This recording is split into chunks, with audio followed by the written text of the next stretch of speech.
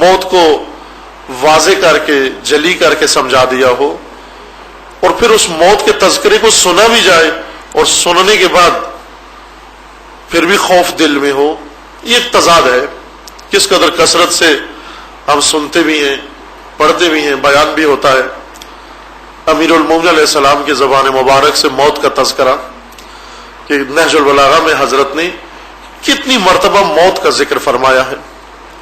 حتیٰ بستر شہادت پر حضرت نے فرمایا، جب آخری لحظات اور لمحے امیر المومنین کی حیات مبارک کے گزر رہے تھے، ان آخری لحظوں میں موت کو خطاب کر کے کہا، شہادت کو خطاب کر کے کہا کہ اے موت، تو آج علی کے ہاتھ آئی ہے.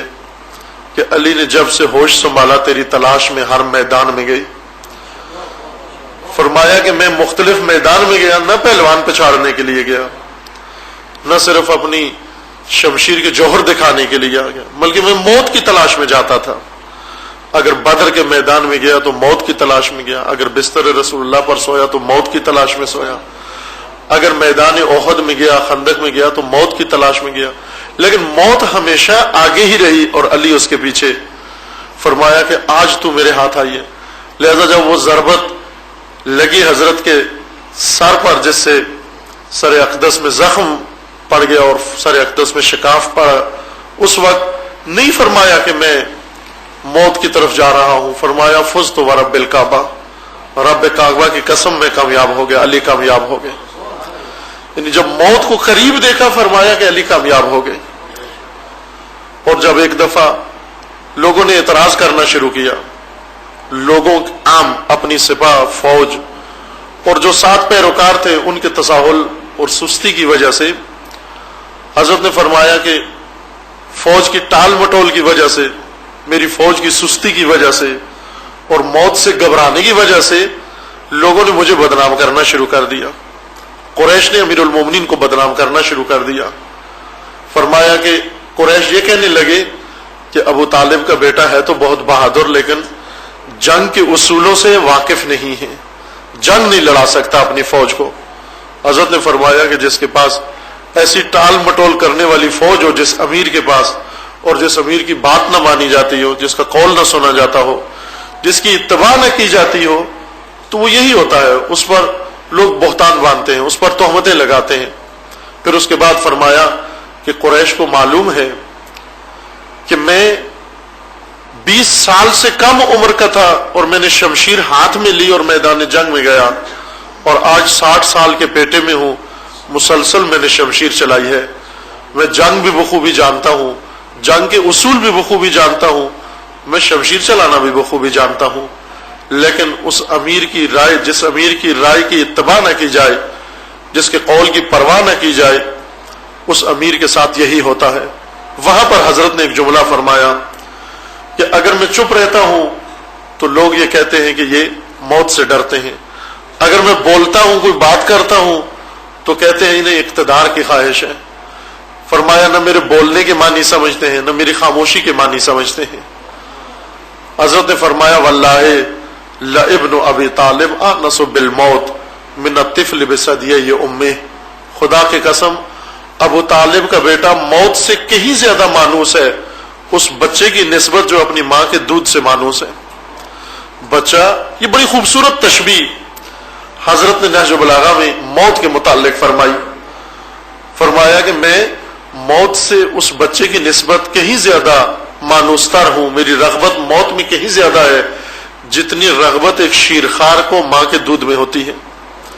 اس تشبیہ میں اگر غور فرمائیں تو ہمیں معلوم ہو جاتا ہے کہ اہل بیت کی نگاہ میں موت کیا چیز ہے، قرآن کی نگاہ میں موت کیا چیز ہے. ماں کے دودھ سے بچہ گھبراتا نہیں ہے، ماں کا دودھ تو کوئی ڈرونی چیز نہیں ہے، ماں کا دودھ حیات بخش ہے. اگر ماں کا دودھ نہ پیے مر جائے گا. لہذا کوشش یہ ہوتی ہے کہ ہر صورت میں وہ ماں کا دودھ پیے، اور اگر ماں کا دودھ پینا شروع کرے لوگ خوش ہوتے ہیں اور اس کے بچنے کی اور بقا کی امید ہو جاتی ہے. حضرت فرماتے ہیں کہ موت انسان کے لیے ایسے ہی ہے جیسے شیرخوار کے لیے ماں کا دودھ ہے. چونکہ شیرخوار کے لیے اس کی ماں کا دودھ اس کی بقا ہے، اس کی حیات ہے، نہ اس کی فنا ہے اور اس کی تباہی اور ہلاکت ہے. موت انسان کے لیے بقا ہے، موت انسان کے لیے فنا نہیں ہے، موت انسان کے لیے نابودی نہیں ہے، موت تباہی نہیں ہے انسان کے لیے، بلکہ موت میں بقا ہے، البتہ اس شرط کے ساتھ کہ جب انسان عمر کو ضائع نہ کرے، زندگی کو ضائع نہ کرے۔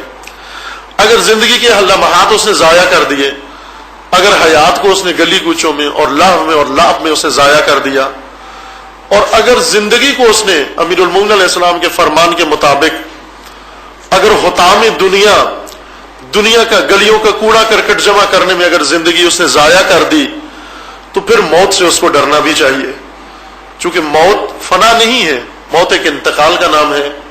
اور اس عالم میں جب جائے گا، جب یہاں سے کوڑا کرکٹ جمع کر کے اس عالم میں منتقل ہوگا، تو یہ سب کچھ اس کے ساتھ جائے گا۔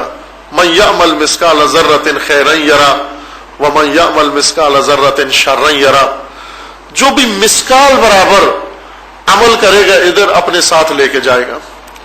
اگر مثقال برابر، ذرہ برابر عمل کیا، اسے اس دنیا میں چھوڑ کے نہیں جائے گا، باقی ہر چیز یہاں چھوڑ جائے گا، مال یہاں چھوڑ جائے گا، اولاد یہاں چھوڑ جائے گا، جائیداد یہاں چھوڑ جائے گا، روابط یہاں چھوڑ جائے گا، دوستیاں یہاں چھوڑ جائے گا، دشمنیاں یہاں چھوڑ جائے گا، سب کچھ جو اس نے بنایا وہ یہیں چھوڑ جائے گا، ساتھ صرف عمل لے کر جائے گا، اور عمل کوئی اس کا اس دنیا میں رہے گا نہیں باقی۔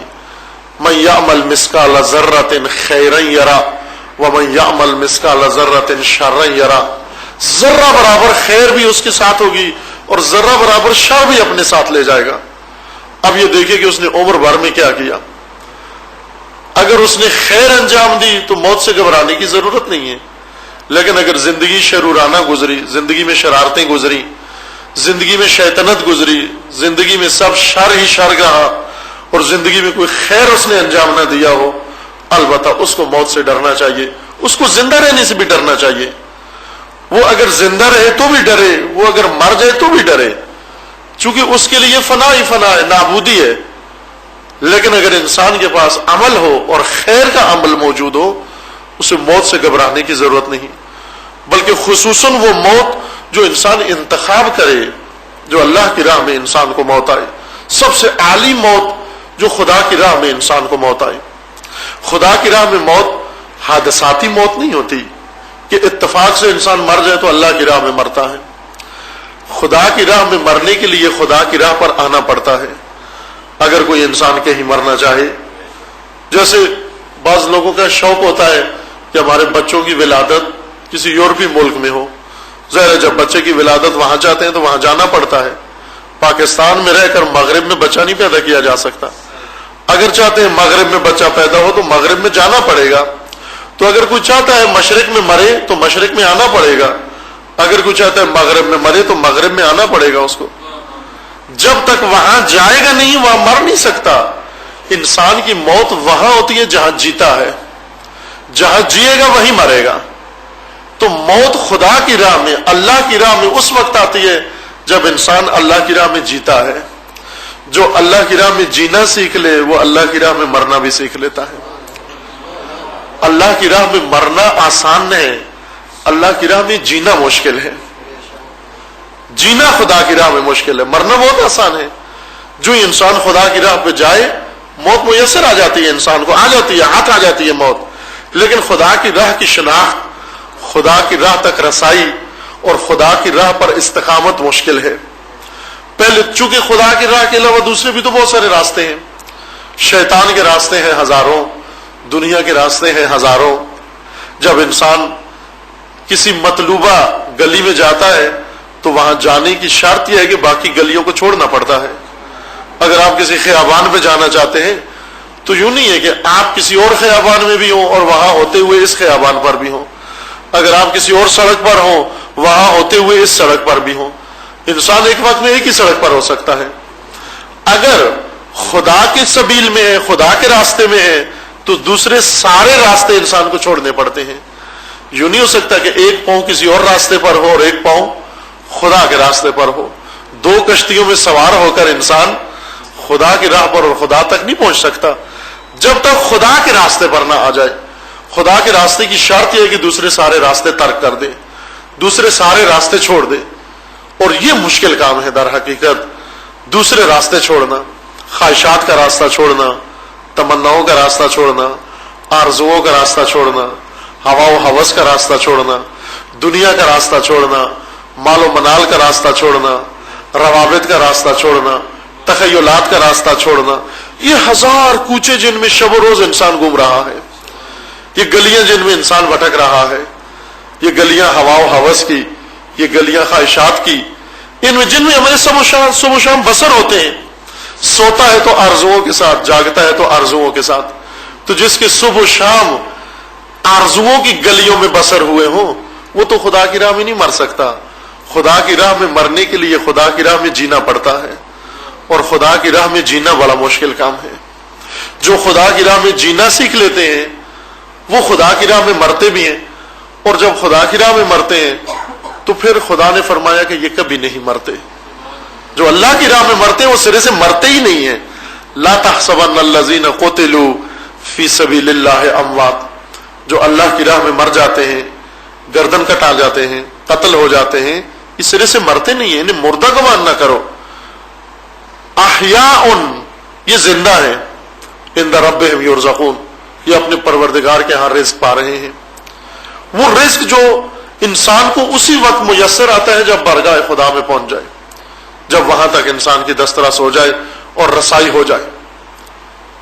एक मौत कहा गया कि मौत, तमन्ना करो मौत की, आरजू करो मौत की, बल्कि एक मौत का हुक्म यह है कि मूतू क़ब्ल अन तमूतू, इससे पहले कि तुम्हें मारा जाए मर जाओ। इससे पहले कि तुम्हें मारा जाए तुम मर जाओ, न कि खुदकुशी कर लो ना, चूंकि खुदकुशी करना भी मारना है। इससे पहले कि इजराइल आकर तुम्हें मारे तुम खुद मर जाओ, खुदकुशी नहीं करना। वो फिर क्या मानी हुए, इससे पहले कि तुम्हें मारा जाए मर जाओ। इसके मानी ये है कि पहले देखें कि जब हमें मारा जाता है तो हमारे साथ क्या होता है, ताकि हम मरना सीख लें।